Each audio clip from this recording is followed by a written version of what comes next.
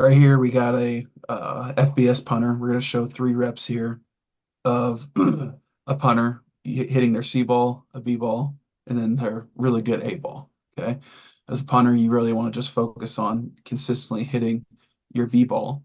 And then every so often that A ball then is going to come out of that B ball. Okay. So consistently, let's try to think as mentally. Okay. Let's think about a consistent B ball then as a punter. So let's look at this kind of a C ball here first. Okay. Still good distance wise, 47-yard punt, 4.28 hang. Okay. And you can kind of see where the location goes. It's around that number ball. Okay. Sorry, around the numbers of the field. Okay. One thing here that we kind of just want to talk about here is especially when Coach Lundy's going to come to Kansas City here is when we do this evaluation process of the PSR is the better obviously your hang time and distance is, the better your score then will be out of 100. Okay. So right here, he'd probably score a little bit lower on his on this rep because the hang time is a 4.28. We want to see that hang time correlate with the distance. So a good hang time here, the correlate with a 47-yard ball would be a 4.7. Okay. We want to see a tenth of increase in hang time with every yard you add on your punt. Okay. Ball speed too will be an important thing too. 57.9, we'll call it 58. Ball speed, that's a really good number right there. Okay. So anything above 55, you'll be scoring pretty good with your ball speed. So let's go ahead, Dan. Let's go to that video tab and let's look at some of this film here. Okay.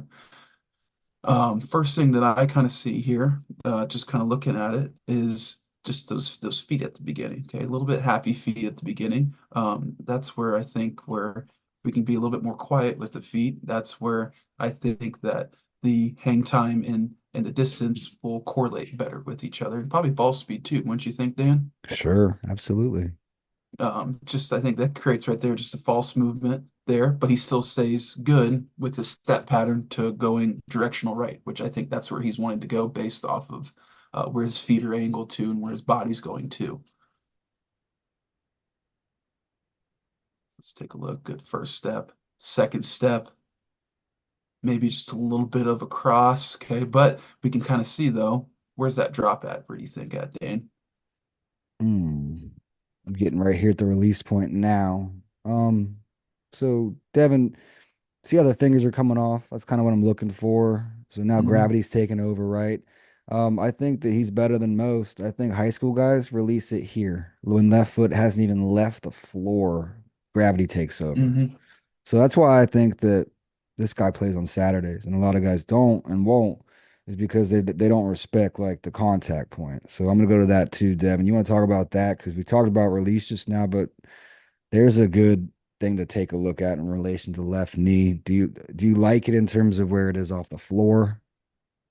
I like it is where where the ball is matching up on his foot.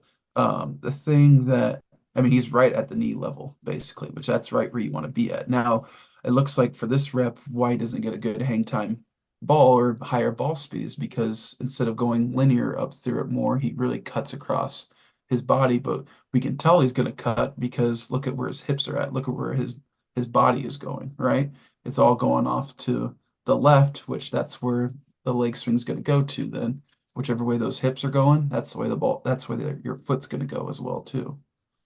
Sorry about the drawing, but I think what I want to show is like the line blue is kind of flowing direction right.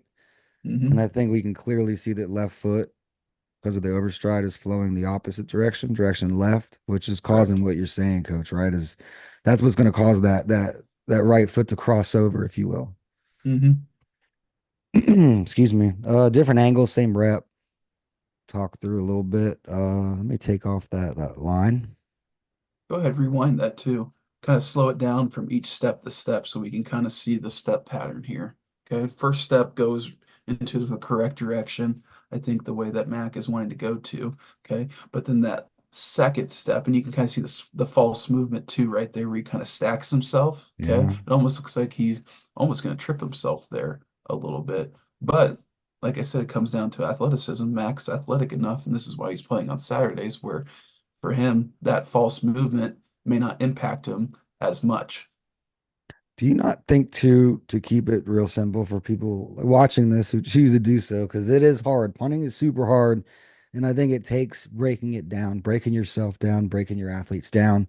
Almost it's a storybook, right? I say that you got to fix a good writer, if you will. It's chapter one better be a banger, right? You better grab the attention of your reader right away. And I think it's no different in punting. If you lose chapter one in punting, good luck, because the whole time you're going to be recovering, you know? Hmm. So I think what we're getting at here is look at the right foot, the right toe. We can't see it, but you can see it's flowing to the little this guy, this Yep. little gallon jug. But where's the left heel going and the left Away. toe? It's going to the uprights. It's going Hmm. downfield. So we already have a disagreement in the feet, and the brain feels that. I always say the brain is the control center. It's already forecasting, well, is left the way I'm going here? We've got a fork in the road. Or is right? Because right's right, I think. But even right here, we see the disconnect. You want to talk about the hips here, coach? Yeah. So you can really see the hips going off to the left in relation to where his left foot is being pointed to. That's where we could potentially try to get a better line, a better alignment by keeping those feet maybe just a little bit more quiet at point of contact. I mean, sorry, at point of catch, okay, of the ball. We might be able to get into a more straighter line. Best example to look at is Thomas Morstead. He has some of the best feet in the NFL. He has no movement whatsoever before he catches the ball. And he openly admits it too. He says that he does not have the best hands out there. He really had to work at it. The more quiet your hands are, okay, the more quiet your drop is, the better your feet are going to be quiet too. As you can see with Thomas too. So that's kind of something to kind of think about punters is really work on those quiet hands, which then is going to work on your feet being more quiet too. So quiet feet, perfect. I couldn't wait. Watch the left ankle. We talked about this pre-recording. Let's just let it flow a few times, kind of slow. I'm gonna go back again. Is that linear movement or is that's a wiggle, right? That's a Hmm. wiggle. That's a wiggle. Look at the calf, look at the ankle, look at the heel.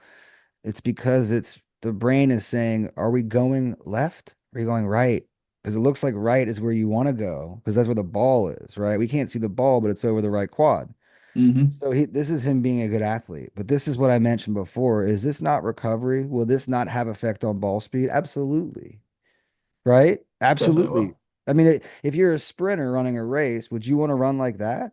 Or would you want to run like his right side? Look at his right side. Right Boom. side is smooth. It is perfect. So there is a disconnect entirely. But we picked this rep because I mean this kid's good, and this is a ball that I think a lot of people would like. But before we get off it, coach, will you talk about this phase? We can also see a lot by after balls contacted. Go ahead and talk about now the left foot again. What's going on here? Yeah, so it almost looks like the left foot's almost like he's going to sprain his ankle right there.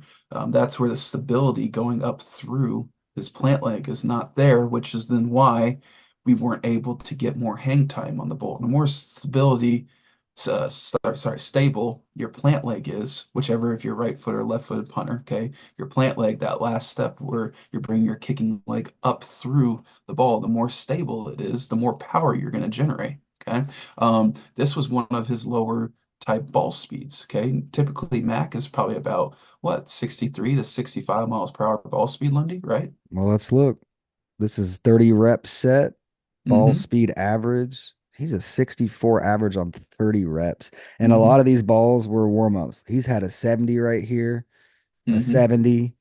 Right. I mean, I think what you're showing right here, what you're talking about, the outliers is probably the disconnect in feet where they do occur. Because a Yep. 59 is nowhere near what he averages. He's a strong kid. That's why, I mean, he is good. Look at 60, Mm-hmm. 67. But weird, huh? Look at these Mm-hmm. best balls. These best balls are, in fact, right around the same to the mile per hour almost. They're a mile and a Right. half off. But to your point, yes, I, th 64 is his average. Yeah. I think this is a classic point too, right here, where his C ball, a lot of guys would be mad about this ball, but it was good direction. It was good direction, good location. Okay. It got the job done, right? It's something that we don't strive for. But mentally, though, as a punter, we got to be okay with it because it got the job done. And I think the next ball we should look at is rep number four. I mean, sorry, number 14, which is what we kind of identified as a B ball for him. As 60. we can 65 ball speed right there, 475, 47 distance, and that launch angle too, 58. So one thing, guys, we can kind of see is that launch angle will we want it to correlate with your hang time as much as possible. Obviously, higher the launch angle, higher the hang time is going to be. Or same thing with the apex. The higher the apex of the kick, okay, the higher the hang time is probably going to be, right? Probably same thing with the ball speed too, with apex and ball speed for punters. What are your thoughts on that? Well, I like when you coach the film, and I know I have kids right now that are like, get off the math, but I do think what you said is important. I'll say it again. Do not look at the screen. Look at it one more time, but after this launch angle, things there are in launch direction.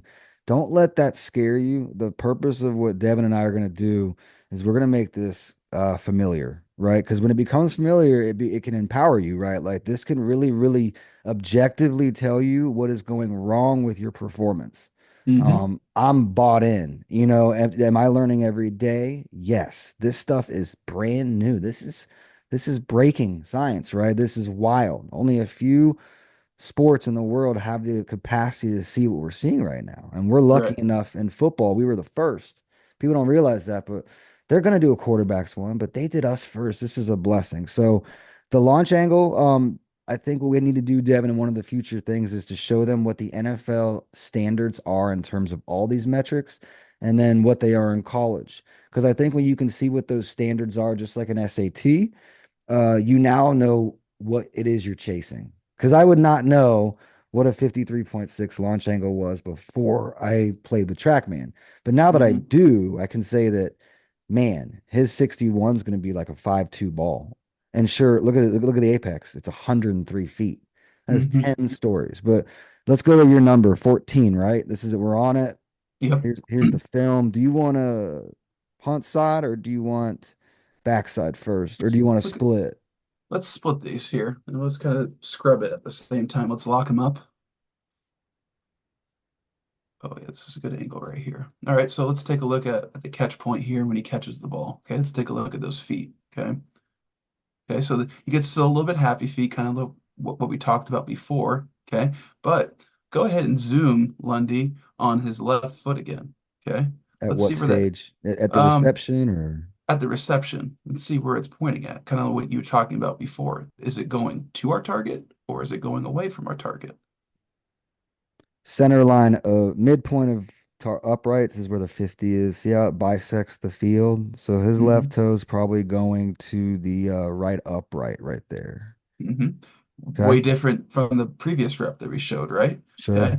Let's take a look at this. Look at the hang time. Okay. 475. The other ball was a 428. Okay. Oh, good So point. It's more so neutral. You're saying that the movement, see, it glitches, but do you agree mhm, that it's at least more downfield? correct. Yeah, it's more downfield. It's going pointing into the direction where he's going. Now let's go to the when he plants on that plant leg for the stability. Let's take a look at that ankle on this one. Okay. Does he Oh, roll it as secure. much? No, it's very, look at that. It's almost seamless. He enters, right? It's open, right? We can get to that later, but it's Hmm. not wiggling, is what Nope. remember. If you can remember, it was wiggling aggressively and more than once. This one, it's just entering and Yep. he's pulling through. You're right. And look at what his launch angle is going to do. Look where it's going to contact in relation to knee here. Hmm.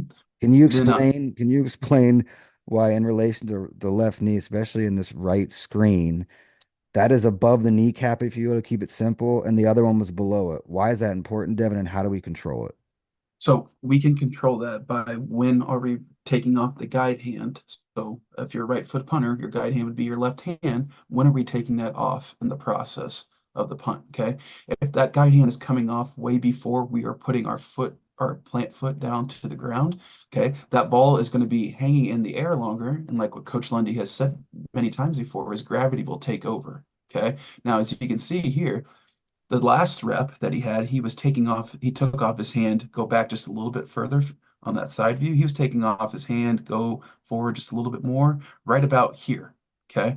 And then that was forcing his drop to come off out of his drop hand way quicker. Well, he kept it on there a little bit longer and held it a little bit longer in his drop hand.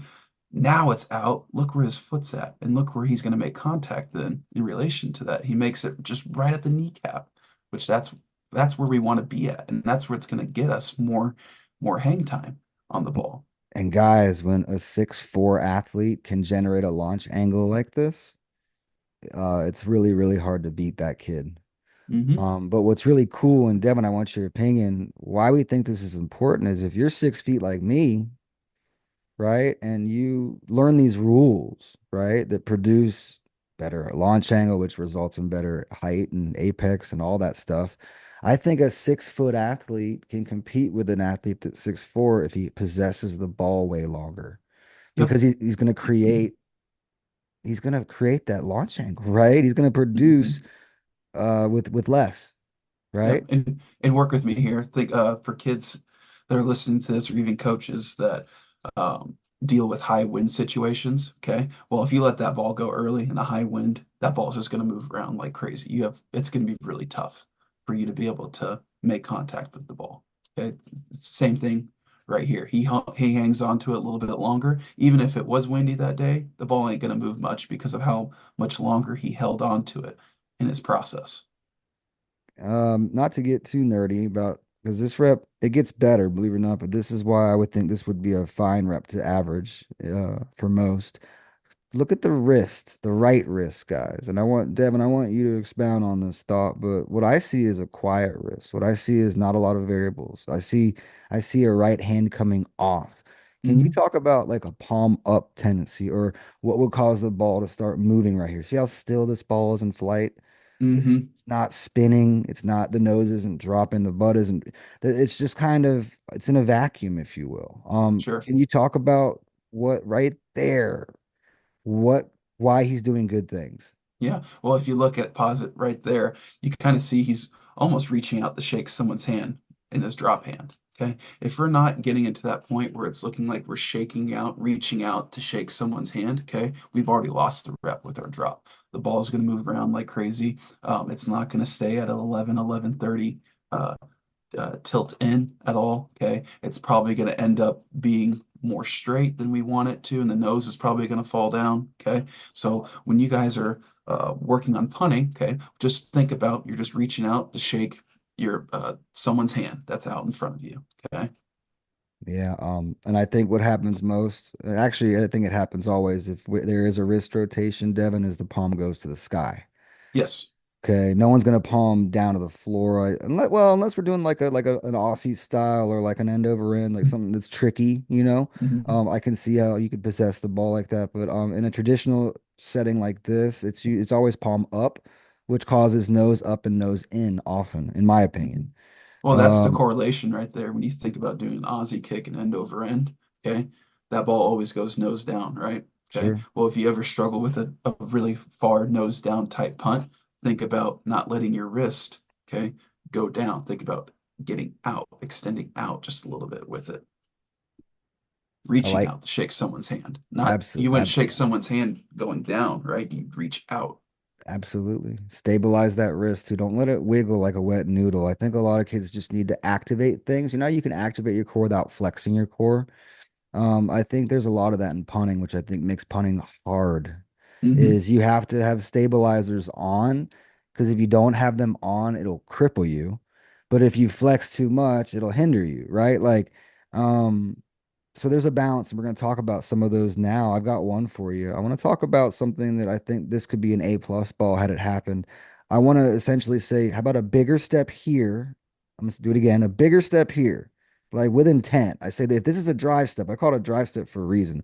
I want you to drive. I want that nose to beat the toe, or the Hmm. toes to beat the nose here, if you will. But because watch, it's going to cause for an overstride, right?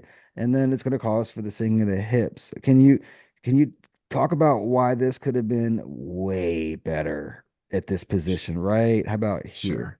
here? Yep. You can kind of see he's a little bit leaned back right there on the punt. I think that he's in, like he said, he's 6'4", he's athletic, so this is a good position for him, even, I mean, he probably, I don't, it would be interesting to hear if he thought this was his A plus ball or B plus ball. But with him at this position right here, this occurs the lean back because of that overstride, that second step. That's where you were saying if he would have just that first step would have just been a little bit longer. Okay, that would have correlated better with that second step. Okay, now we don't want to be always long with that second step. Okay, that's where go ahead and keep fast forwarding, keep going, keep going. It should be going down right about there.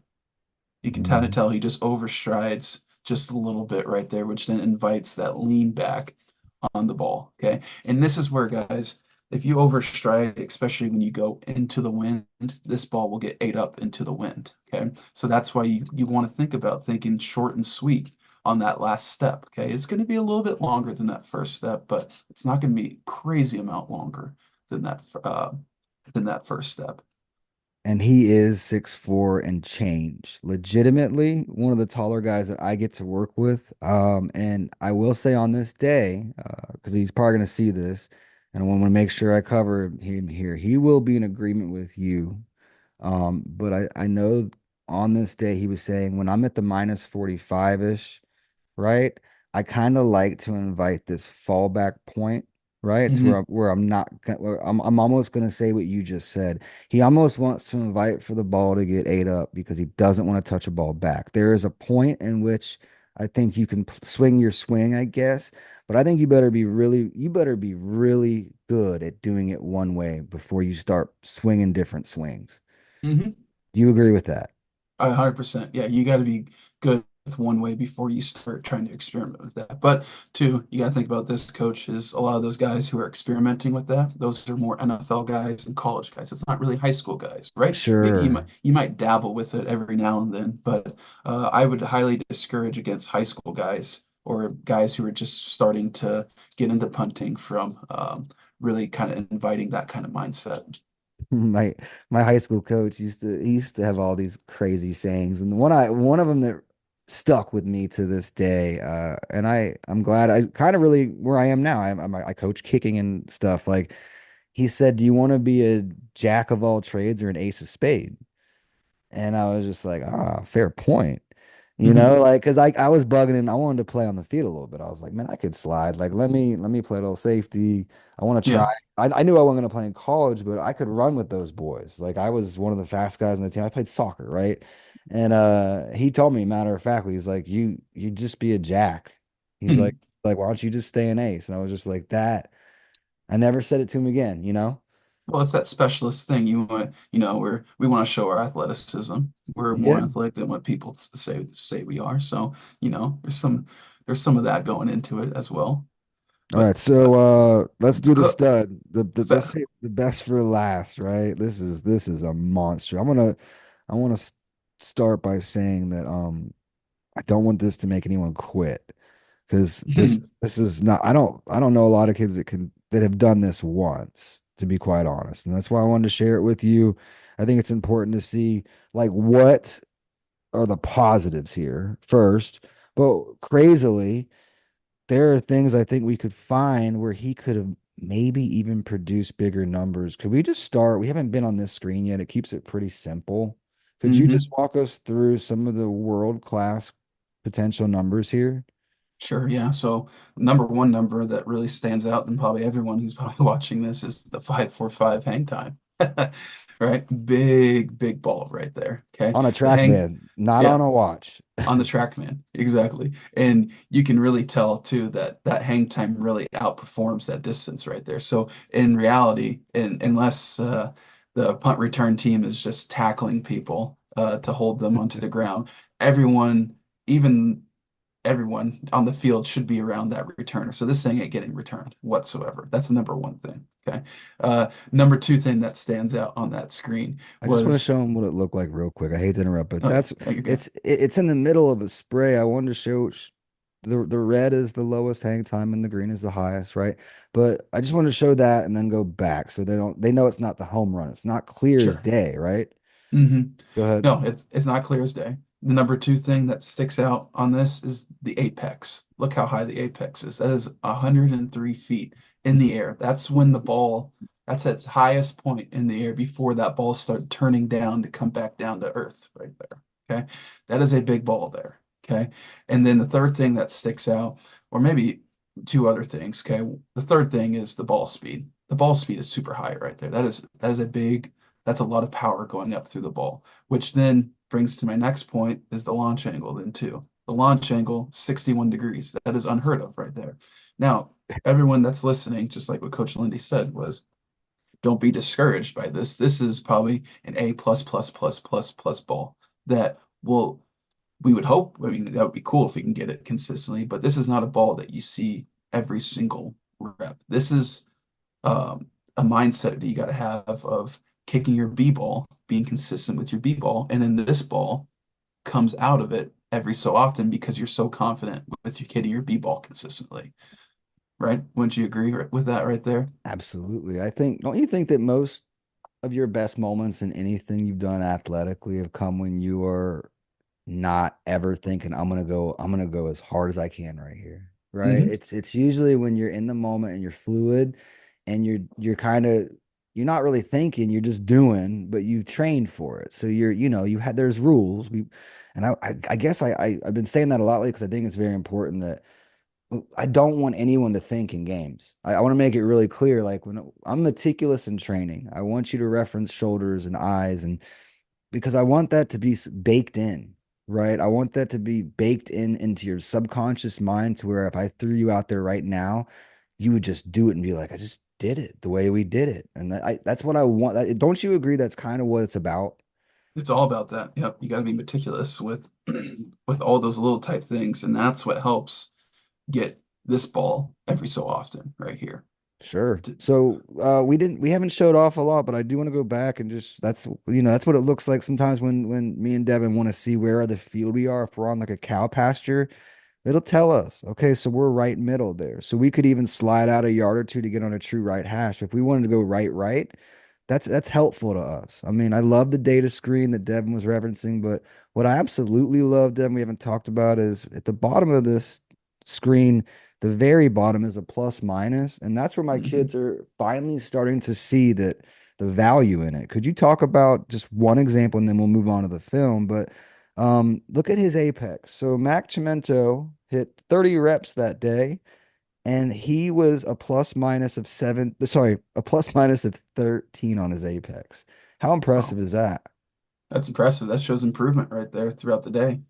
Right? Like, I mean, just what it is though, it's a deviation, right? And I think that in field goal, what I look at first on this screen is the spin rate. If a kid ball rotates, if it rotates within 50 or 100 RPMs and he's hit 30 balls, he's pretty awesome. But if a kid's plus minus, climbs, it's 200 plus minus. That means some are slow rotating, some are rotating at 900. What it tells me is your contact point is all over the place. And if your contact point is all over the ball, you're a great holder. Devin, how good is that kicker going to be? Oh, good.